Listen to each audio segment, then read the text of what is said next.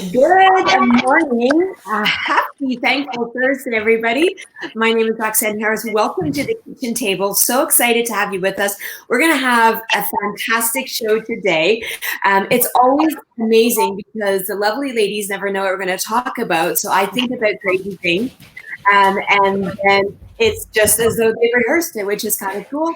So today I'm joined by Hannah Justine and Robin Parr and Pamela Macy. And on Thankful Thursday, the first thing I want to say that I'm thankful for is that my furnace still partially works, because as I came through the house to go to bed in the wee hours of the morning, my house was literally 14 degrees because I live in an old stone house. And so I was like, yeah, we're going to have to turn the heat on. So it's a sunny day. It's an amazing day.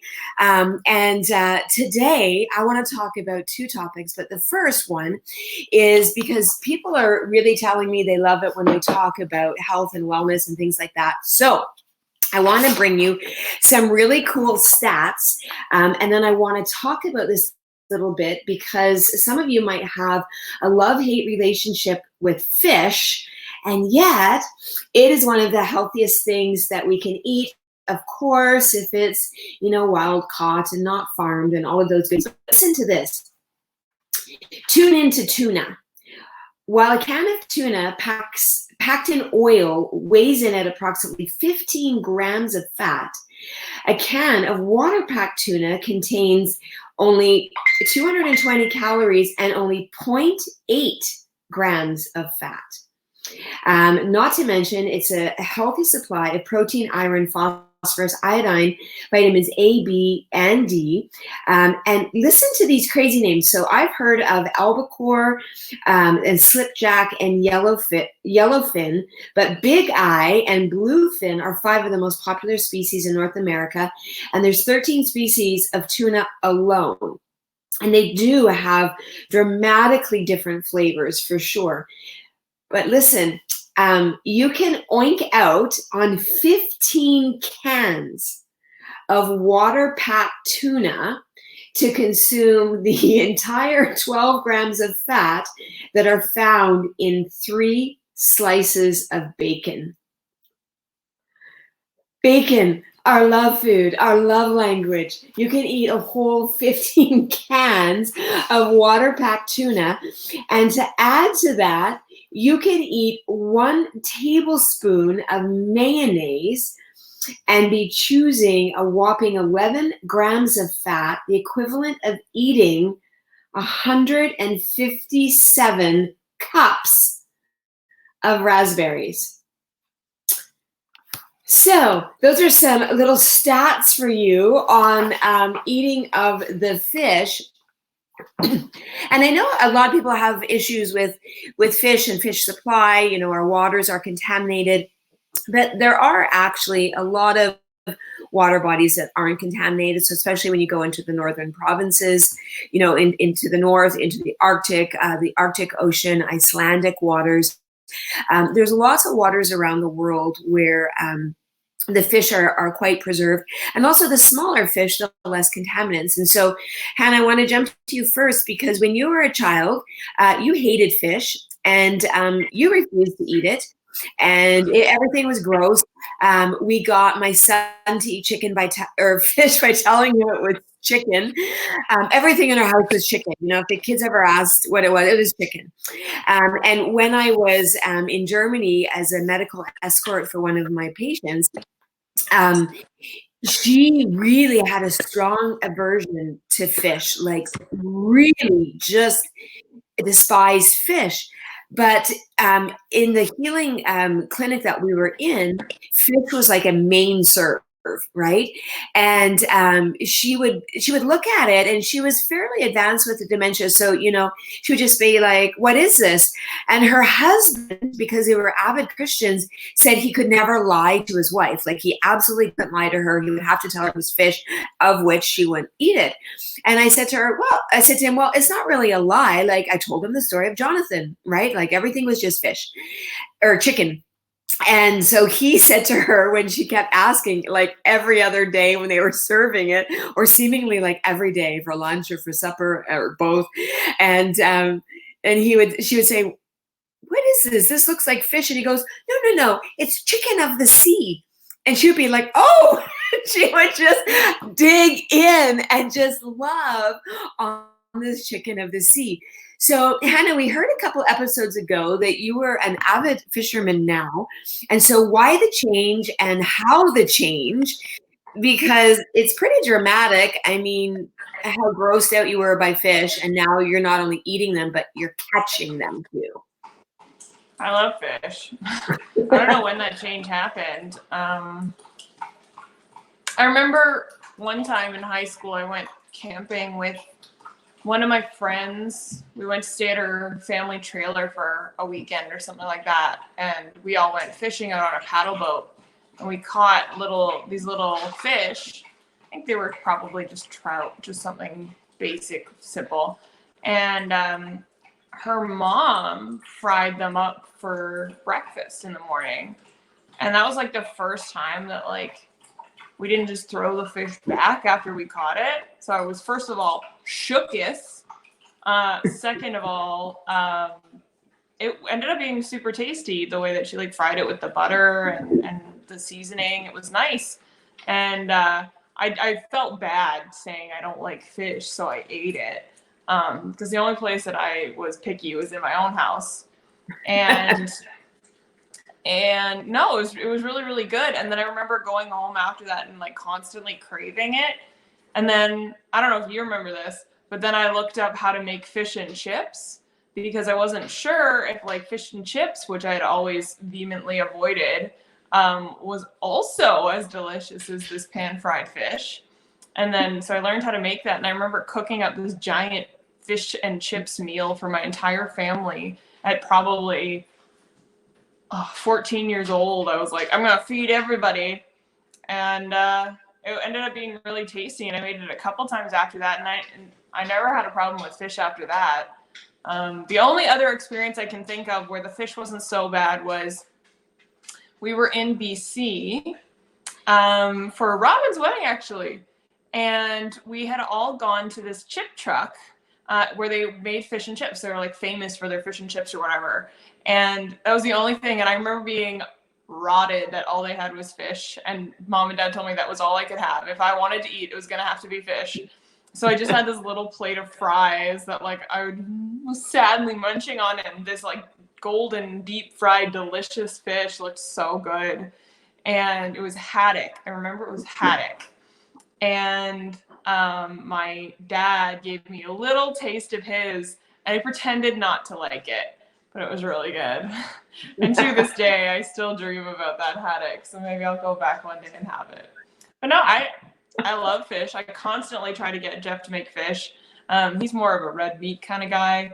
But I don't know. I enjoy it. I like it fried. I like it not fried. I like it baked. I particularly like a good salmon in the oven with some like lemon and dill. It's always delicious.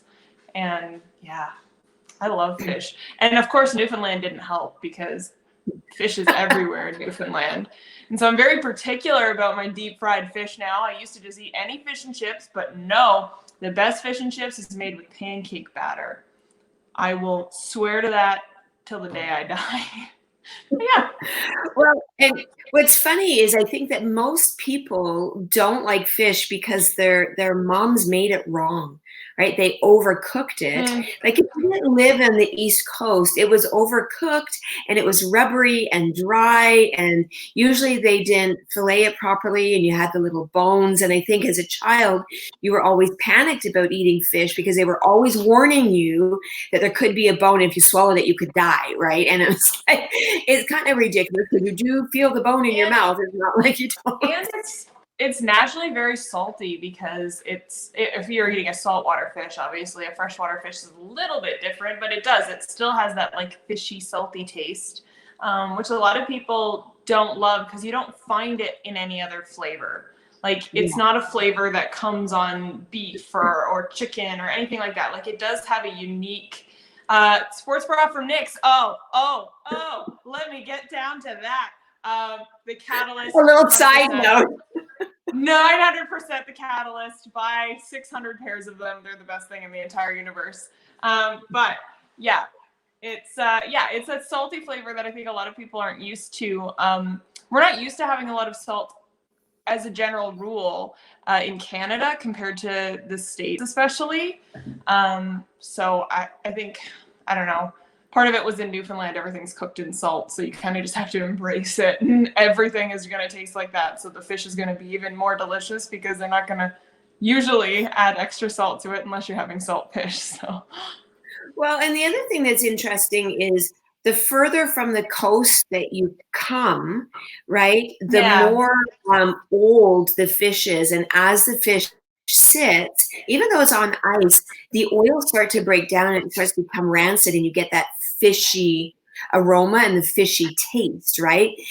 But when you're catching fish right off a boat, or right, getting it right from the fisherman off the dock, it's very different. Like, there's not a lot of fishy taste or flavor at all. No, and that's why, if you can, try to, at every opportunity, if you're gonna have some fish, rather than trying to eat like salmon that has been sitting on the shelf for God knows how long, try to get something local. And you may have to search around a little bit, but chances are you'll be able to find it. I know here in the summertime, that's a really good source of revenue for the reservation communities. All of the all of the men get out on their boats and they fish like there's no tomorrow. It's like I don't know how they pull them up. We will literally follow them. When we lived in Pelican, we would follow them to their troves, they called them, and we would sit right next to them fishing in the same spot, and they would be pulling them up every time they cast in the water, and we got nothing. Not even a little nibble. I don't know how they were doing it, but that's a big thing for them. And so especially in the summertime when fishing season is open, there's a very good chance that you have some really good local fish available to you, because lots of people are providing them for the community. And in the Saskatchewan area, you're probably going to see mostly walleye, which is good. So and pike. So if you don't mind some bony fish, both of those are some really great options, and they make great fish tacos. So yeah, that's what we like to do. Every time we go fishing, we like to fry them up immediately after they come out of the water and make fish tacos. I will say that walleyes are very ugly fish. They are hideous. And they're dangerous. They are dangerous, so be super careful. Like, if you're like me and you don't mind touching a fish, be careful when you're doing a walleye, because one, they'll bite you. Two, they have giant needles sticking out of the top of their head, which you may think look soft. They're not. They'll stab you, and you will be very upset. So, Robin, you're nodding a lot because you have a love relationship with BC. You go boating a lot. The guys go fishing. And so what's some of your experience or best recipes? Are you guys actually eating what you catch, or are you, tell us about that.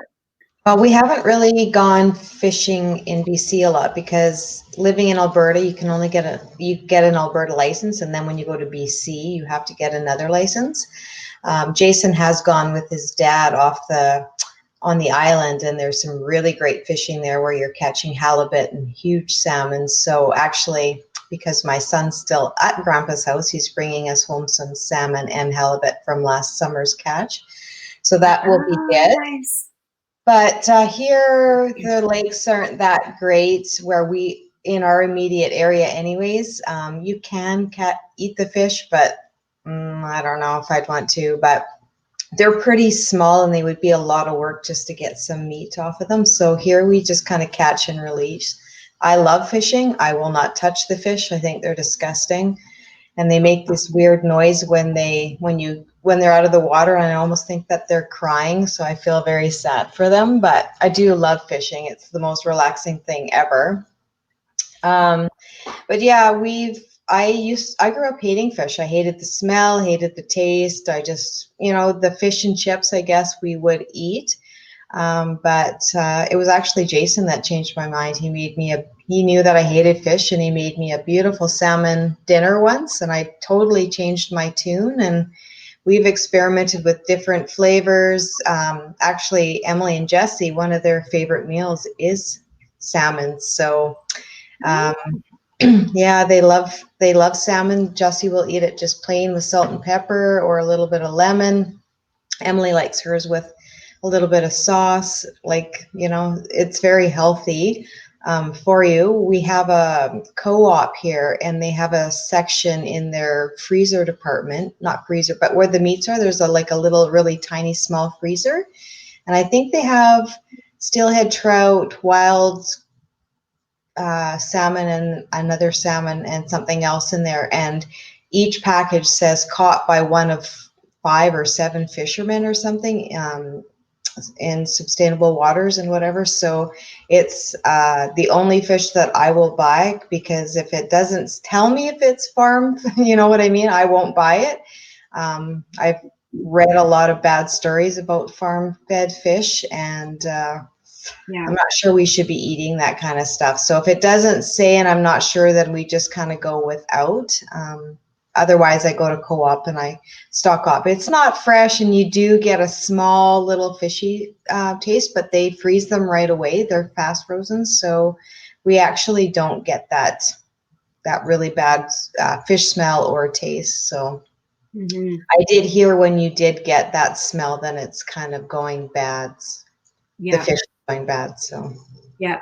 I remember, the first time I was ever in the house of someone cooking fish for breakfast, it was about 8 o'clock in the morning. We lived in Grand Cache, and I had to go pick something up. And somehow all the kids were with me. They all came in with me, and I nearly just wanted to vomit. I mean, it was 8 o'clock in the morning, and all you could smell was the fish. And she was frying fish for breakfast, but she was from Newfoundland as well. I mean, this was very common. And I think we have to realize that in the vast majority of countries, they are eating fish for breakfast. I mean, fish is a very sustainable food. It's inexpensive. You catch it yourself, you fry it up. It's good protein, good fat.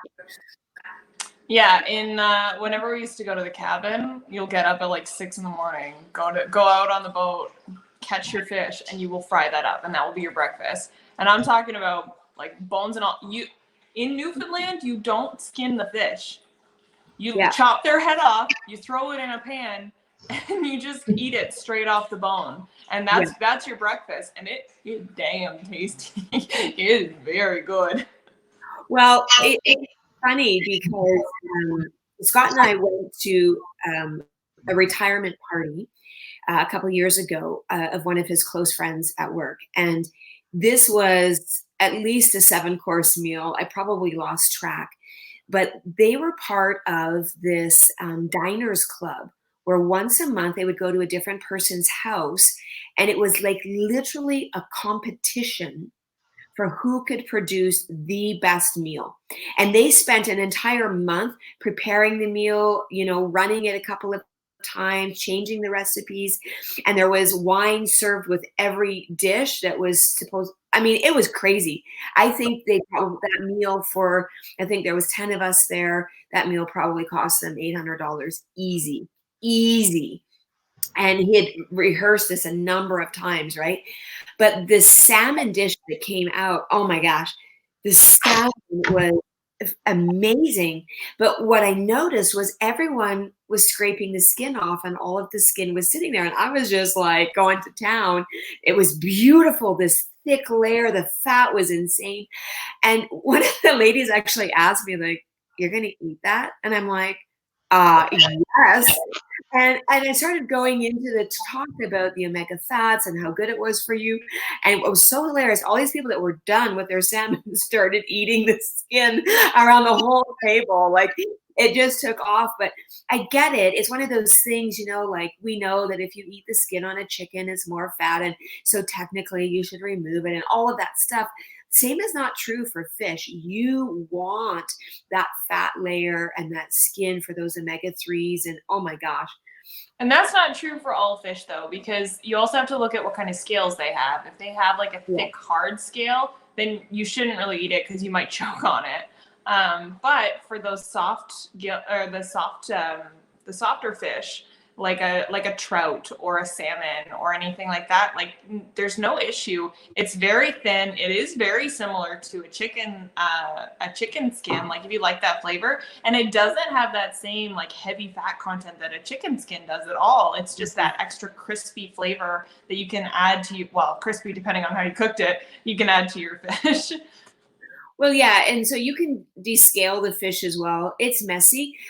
There's a store in Ottawa called Produce Depot. I really like them because they do source a lot of local.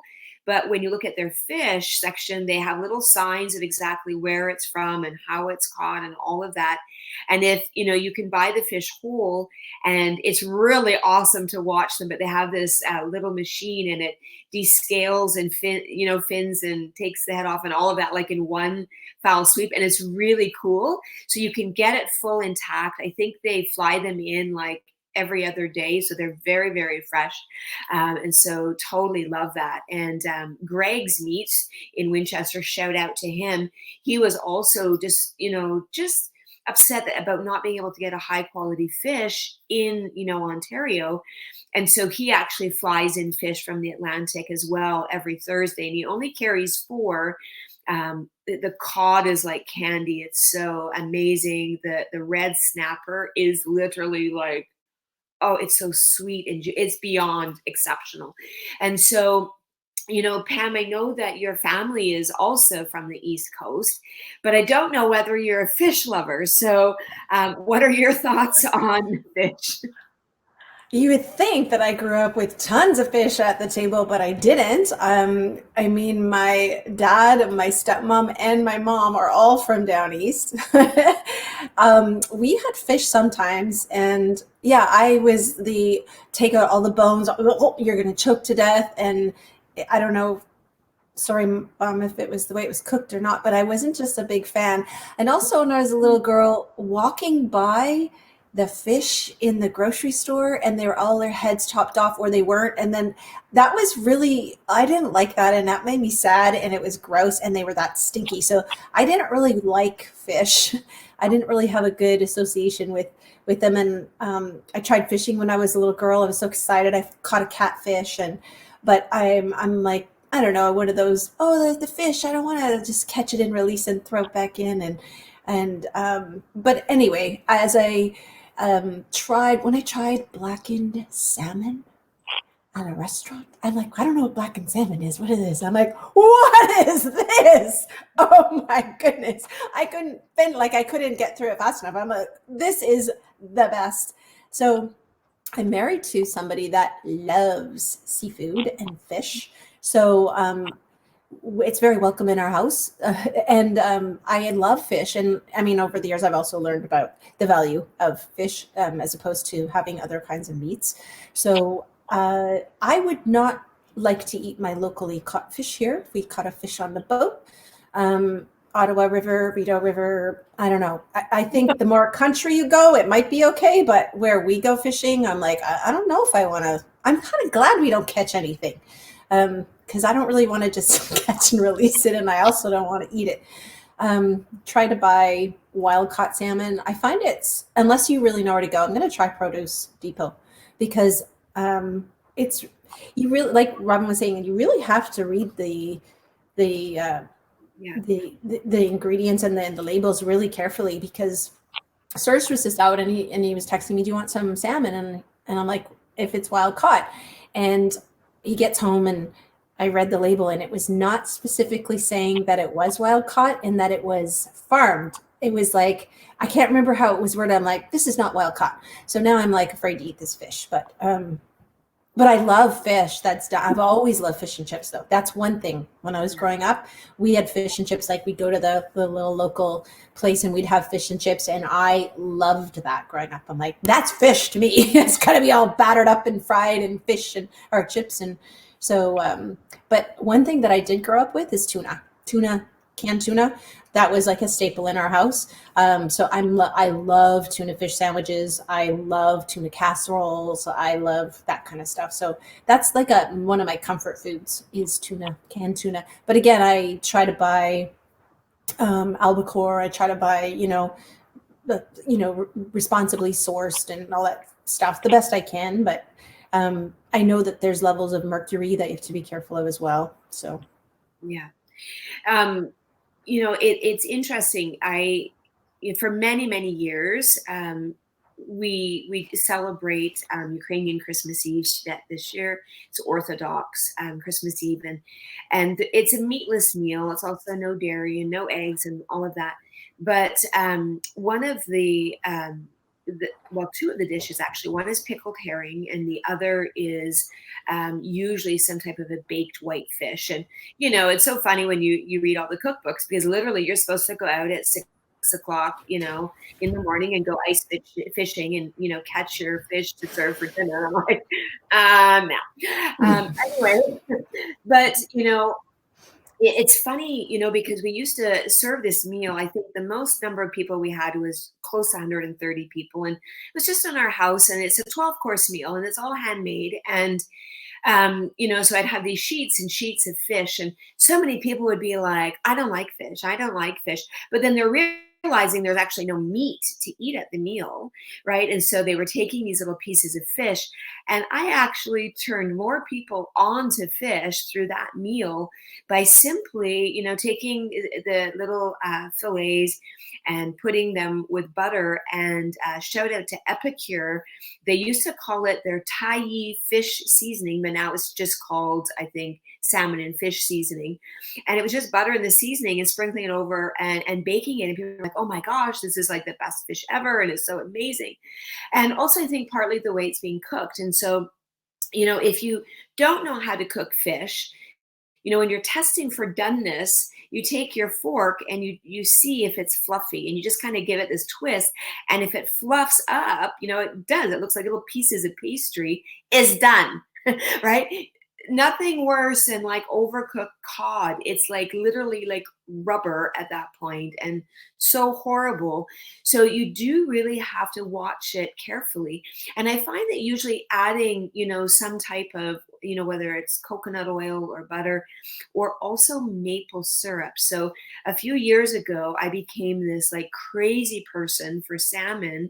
So we'll get like a great big, massive fillet, and I just put it in the foil, and I just put salt and a lot of pepper on it with some maple syrup. And whether it's in the oven or on the barbecue, it's like insanely, awesomely delicious. But that little bit of extra kind of moisture from whether it's the coconut oil, butter, or maple syrup really helps to keep it quite tender and juicy. And it's crazy because here we're with this $50 piece of fish, and we just sit there and keep eating and eating and eating because it's just so yummy. And so remember what I said, you don't have to panic about the calories, right? 15 cans of tuna, water packed tuna, only 12 grams of fat, only 220 calories for the whole can. But yeah. So other than that, what are some of you guys have alluded a little bit, but what are some of your favorite recipes for fish? Like how do you actually cook it? How do you prefer it? Because this is what people really want to know. They want to know, how do I cook the fish to make it taste good and let my kids eat it too? So Robin, you're laughing because, go ahead and talk about your favorite recipes. I know you said your son loves it just with salt and pepper, but there's a way that you're cooking it that he loves it. Well, we usually bake our salmon. Sometimes we'll put it in some tin foil and put it on the barbecue, which adds a very nice flavor as well, just that barbecue taste. But Jason actually discovered on his own, he made this awesome, I don't know. So he takes, it's going to sound weird, but the rum does burn off, but he took like Sailor Jerry's or like Oak Heart, something that's a spiced rum. And he puts it in with a little bit of brown sugar. I guess you could use maple syrup like you suggested if you want to be a little bit healthier, or some honey. And you take the spiced rum and the honey or the brown sugar or whatever you want to do for your sweetener, and you mix in a little bit of spices, so like pepper, not a lot of salt because you're still looking for that sweeter taste, and some pepper and a little bit of lemon and whatever, and he lets the fish actually sit in there for at least 4 hours, if not overnight, and then bakes it. I tell you, that crust on that fish, from the sugars and whatever else soaking into the fish, and then you just bake it, it is to die for. It is awesome. And other than that, the only other way that we really cook it is we take a little bit of melted coconut oil, we smear it over the fish, and then we put in lemon, pepper, sometimes a little bit of dill, but it depends. I usually like to use fresh dill and just place it over top. Always cut up a lemon and put the slice of lemon on top of everything and if you don't have lemon, actually doTERRA has lemon oil that works beautifully. It actually even gives it a stronger lemon flavor. And just bake it, and it's delicious. Like, it's so flaky and all the flavors just kind of seep in with the coconut oil, because if you put the coconut oil on first, it kind of melts and then all the flavors just drop into the fish. So that's our favorites. Mm-hmm. That sounds amazing. I have a whole Arctic char in my freezer that Scott brought to me in the fall when he was up in Calgary. So I'm thinking we're having fish for dinner. Anyone else want to jump in with their just favorite recipes or discoveries? Hannah? I was just calling out to Jeff, actually, saying, Jeff, how do you cook fish? Because, like I probably said a million times, I'm a terrible cook. Jeff is an amazing cook, and he will continue to keep me fed till the day I die. Otherwise, it's craft dinner every night, folks. But no, I think I can cook. Like I said, I can do a deep fried fish. That's something I taught myself how to do when I was 14 years old. So I think it's nice. It's a good way to get your kids to eat it, because it's more of like a fun meal, right? It's definitely not something that you can have every single night, but it's a healthier alternative to like a deep fried chicken or, piles and piles of like deep fried food, because it's still that lean, nice meat. But just making a quick little batter. Like I said, pancake batter, never would have guessed, but it's the best for deep frying fish. Just put together a little pancake batter. Make sure to flour the fish before you put it into your batter, because again, fish are very oily, so the batter won't stick to it if you just try to go ahead and throw it in the batter. But yeah, flour it, batter it, and you can throw it in just like that if you only want a light batter. So if you want to keep it a little bit healthier, but it's actually better. Kids might enjoy it a little bit better too if you have that nice fluffy, thick crust. So you can just flour it one more time and throw it back in the batter and then throw it in. It's really, really, really tasty. Adding a little bit of spice to your batter sometimes is really nice too. So you can add a little bit of like paprika or just something a little bit light. But yeah, that's a really great way. I think kids really enjoy it, right? Because you can tell them they're having chicken fingers for supper, but they're actually having fish, and they'll realize how delicious it is. My mom didn't make deep fried fish all the time, so I never got tricked into this one is chicken fingers. But I think if you want to bridge them into that space, that's definitely the most fun way for them to do it. And if you really want to make it look like chicken fingers, a little tip and trick that I saw somewhere, I've never done it myself, but if you cut it into strips and then freeze it before you fry it. No, actually, I just use a pot for mine. I've never owned a deep fryer. We never had a deep fryer in our house because we didn't eat deep fried food very often. Oops. We lost her. Hannah. I'm here. Can you hear me? You're back. We can now. Okay. So you were just saying we Okay. had a deep fryer in the house. Yeah, no, we never had a deep fryer. Sorry, someone was calling me. Yeah, we never had a deep fryer in the house. We just used a pan. And you have to, the thing about using a pan of hot oil, you got to make sure that oil is at the perfect temperature. Don't throw it in too cold, or your fish is not going to cook in time, because it's going to take much longer. And especially if you're going to try and make it look like a chicken strip, right? If you're going to freeze that fish before you try to fry it, you need to make sure your oil is hot. Yeah. And so one of the things, I wonder if anyone has ever used one of these like active fryers, or these, fryers that only take 1 tablespoon. Like, I wonder if anyone has experienced deep frying, their fish that way, if it gives you the same results. We have an air fryer. Yeah. But the deep fryers, like the traditional ones, I can't stand the smell of the oil. For me, I smell that for weeks after. I can't stand that smell. But yeah, we have that. We have an air fryer and do all kinds of things in it. I was just wondering about, I'm not trying to remember because we haven't had it that long. I wasn't sure if we did fish, but we can try it. But it would be nice and crispy, and yeah, everything falls underneath it. But I mean, with fish, I would want the fat. Like, besides the fact that we need good fat, I don't want that to fall through. I want the fat. And so I would definitely say, to answer some of the questions that we're getting in about this, is that definitely we do not want to use soybean oil, no canola oil, or what's labeled as vegetable oil, because that's mostly soybean and or canola oil.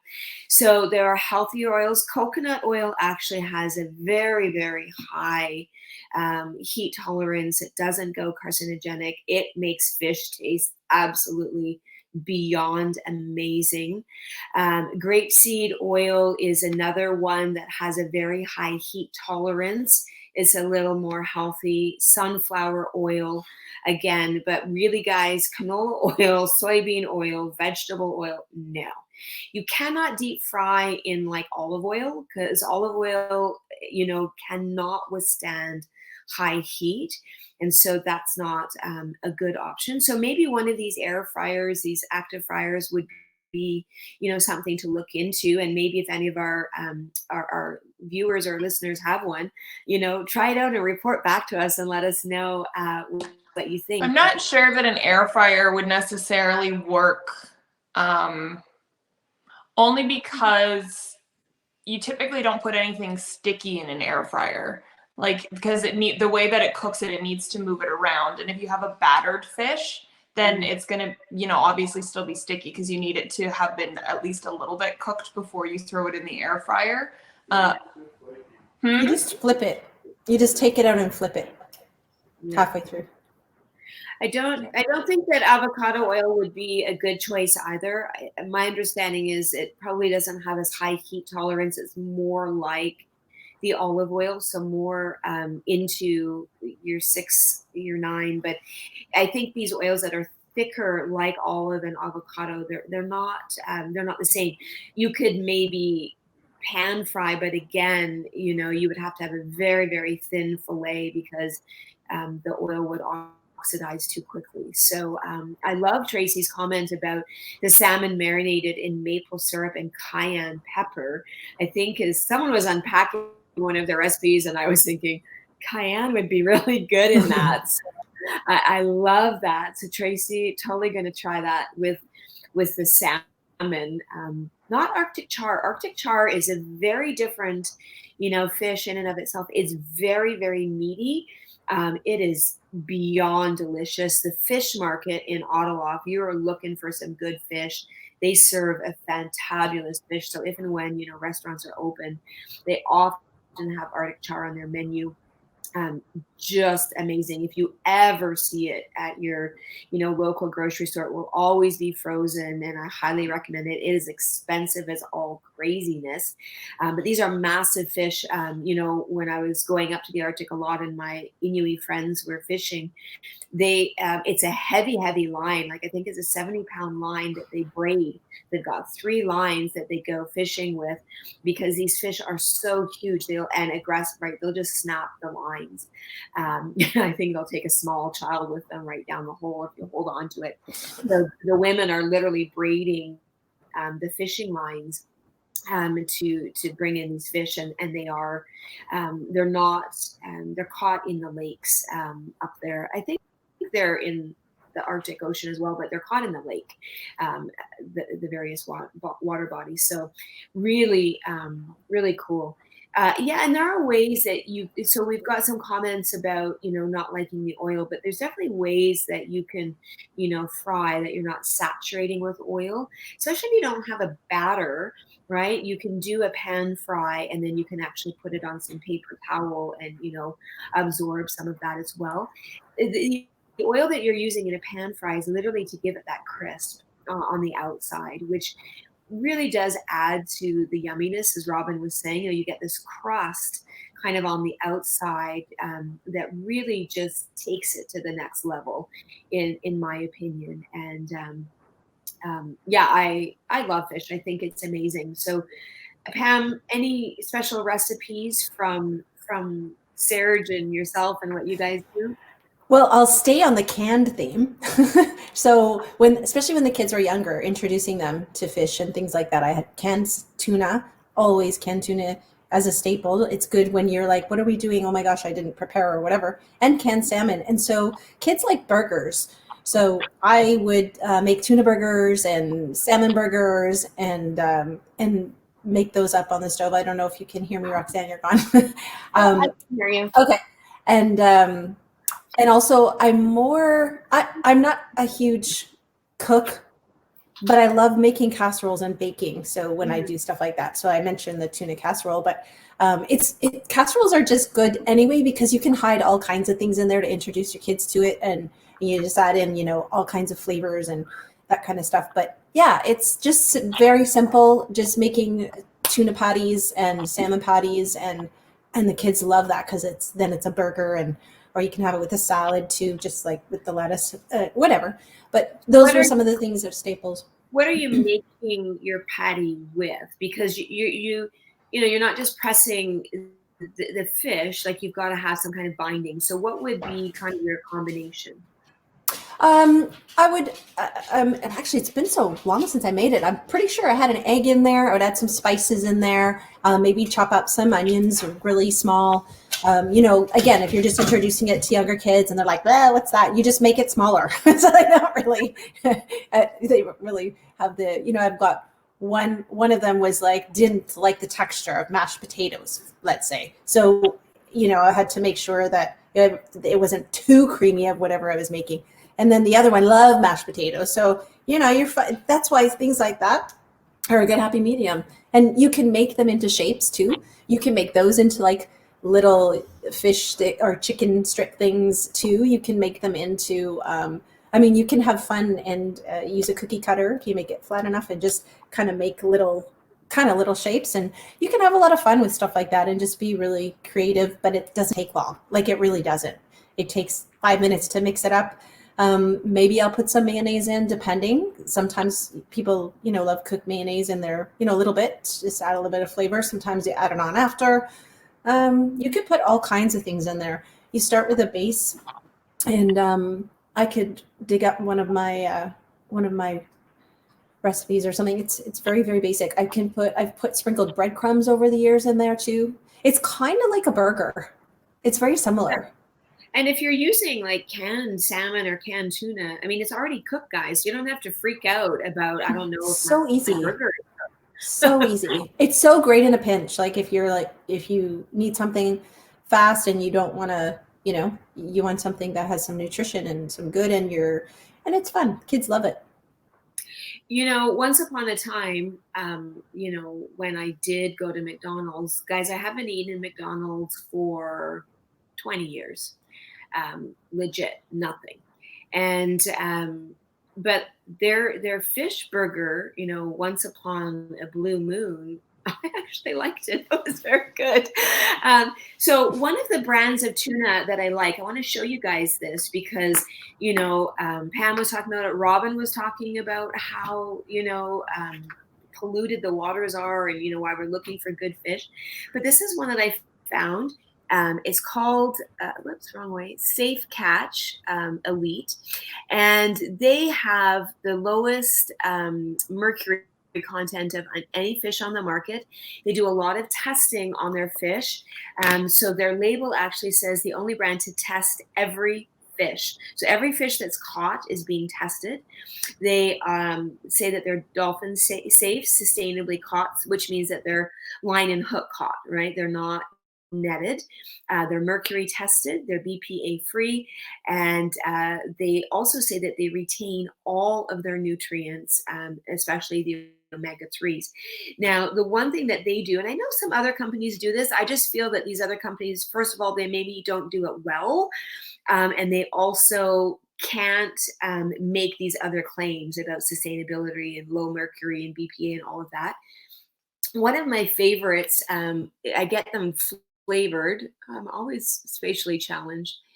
Garlic and herb. So check out the ingredients: slipjack tuna, avocado oil, black pepper, oregano, basil, rosemary, garlic, onion, orange peel, chili pepper, and parsley. That's it.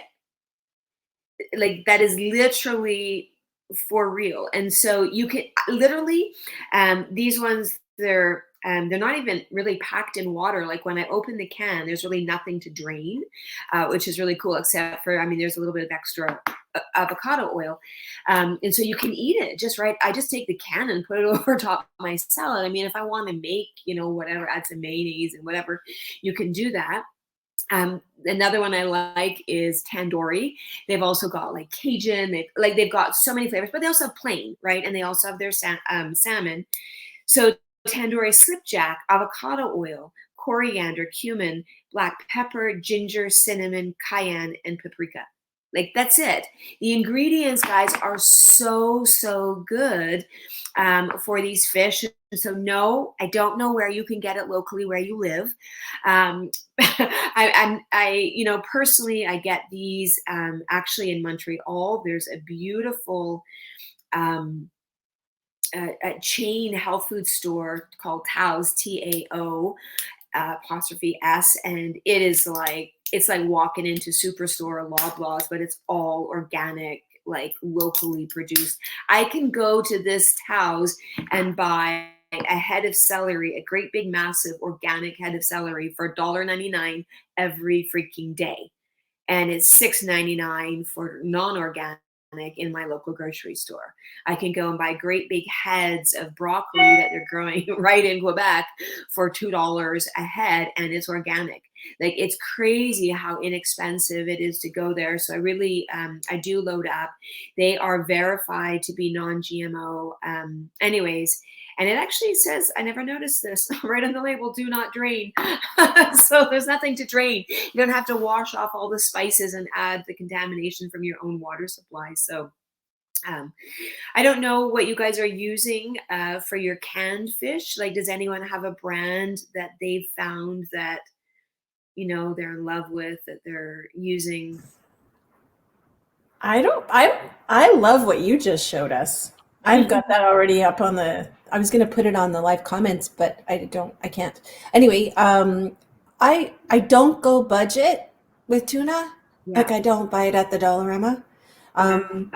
I usually stick with names that I know are a large enough company that they say, because I mean, we don't know unless we have something like what you just showed us to compare it to. Now my bar just went up even higher because I've always been like, I gotta trust, that that's what they say, but I read the labels.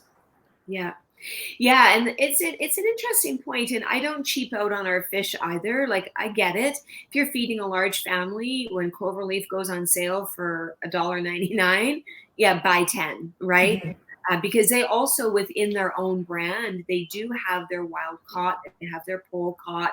So you just have to do a little bit of reading, and sometimes it's a 50 cents difference. For Safe Catch, I think it's usually, it's either $3.99 or $4.99 a can. It's often on sale, but again, I don't chimp out on that because, $4.99, this is a whole meal, right? For me and or Scott, like if he's home, we'll each share a can, versus you can pay $4.99 for a garbage piece of meat that you're getting from who knows where, right? So with not the nutritional value. One of the things that, I had here and now, of course, it's gone. I saw last night, I was checking out some locally kind of sourced, what do you call it, like meat suppliers. And there's a company, and it's actually in Ontario, Alberta, and British Columbia. I don't know if it's in other provinces as well, but you can check. It's called True Local. I don't know if you can see their little, so spatially challenged. True Local. Where is it? Anyway, there it is. True Local. Oh my gosh. True Local Product and Services. So their websites are really cool because you type in your province, and then it tells you all of the farmers where they're sourcing their products from. And it has a little video of their farm and their animals, and it tells you what's special about them. Guys, I'm a chicken farmer, and I didn't even know that artesian chicken farmers existed. So anyways, in Ontario, there's this little tiny artesian chicken farm. And, so they're talking about the art of, raising their chickens and why it's different and what's good about it. But it's really neat. And so, they have all of these little packages. You pick your own package, whether you want some turkey or buffalo or lamb or, chicken sausages. And they've got all the ingredients there listed for everything. And, you just pick and choose what you want. And it ships for free to your house. And you can do that every few weeks or once a month or every 3 months or whatever. But I thought that was really interesting because it gives you a little insight into the local farmers as well. And maybe, you haven't been able to source out a local butcher, or maybe you're not traveling, or your local butcher is not open right now. But this is a way to actually help small farmers in your community and also get the highest quality. And so they've got, some of these farmers are organic, some of them are just using natural kind of farming methods. But I thought it was really interesting. So True Local, TRU, and then local as one word.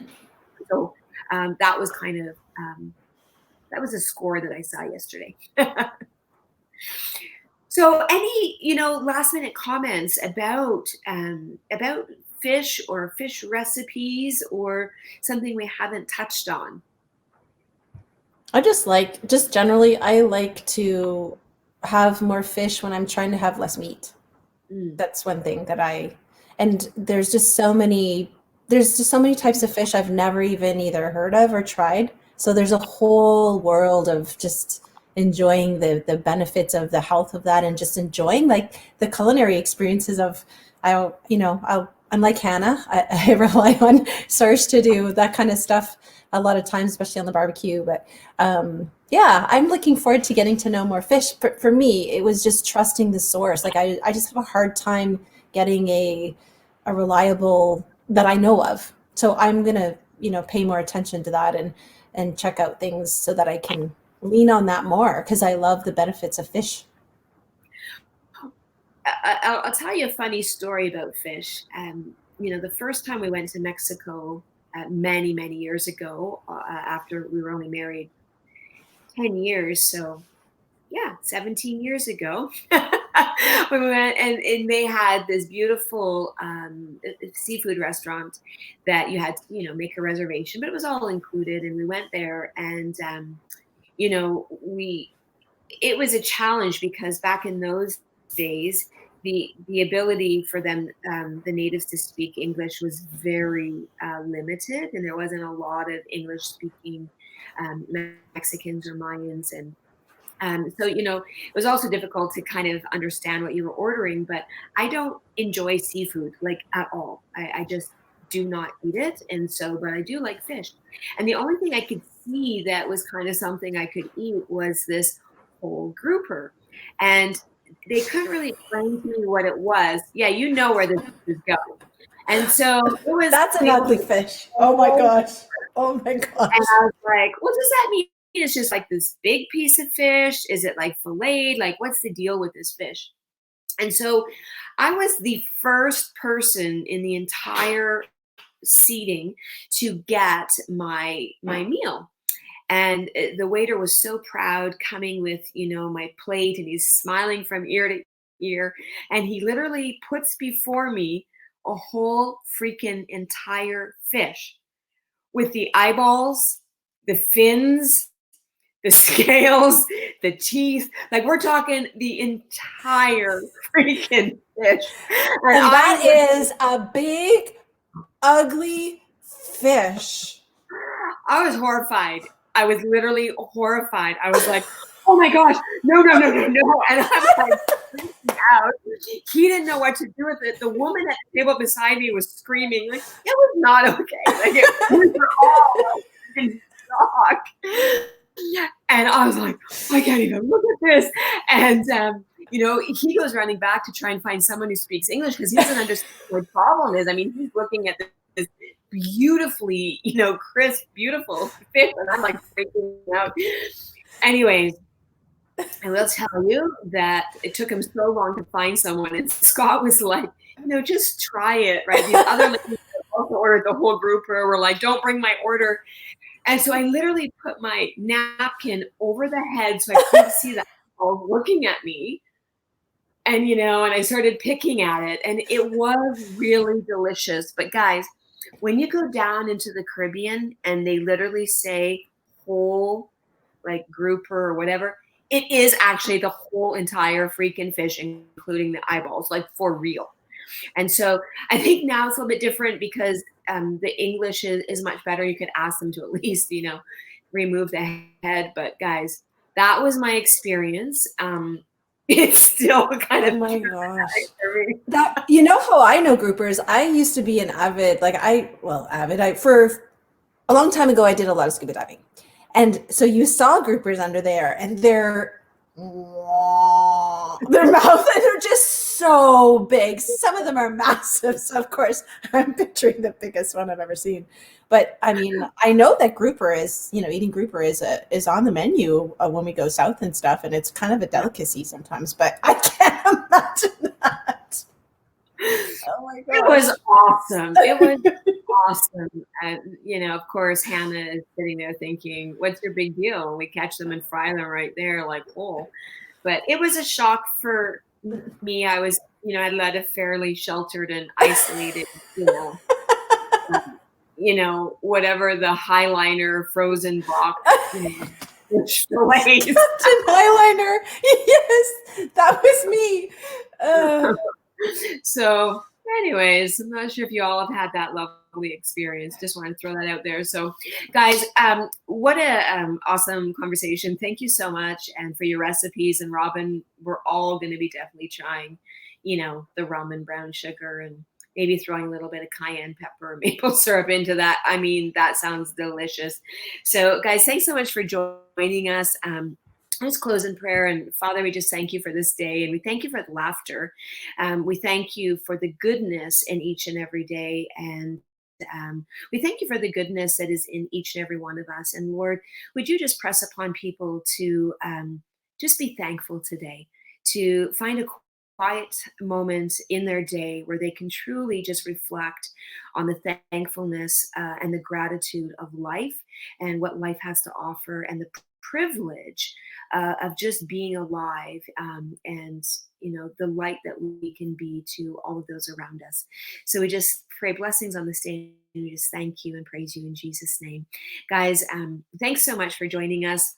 If you have any other fish recipes, post them in the comments. I'm loving the recipes that are there, and share some more. And if anyone uses their air fryer to do their deep fried fish, we want to know about it. We want to know if this works, and if it's actually crispy, and if it's actually good.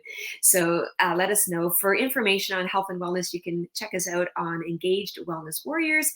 We look forward to seeing you, and we'll see you tomorrow for another fun-filled episode. You never know what we're going to talk about. So thanks for joining us for It's All About Fish. Have a great day, everyone.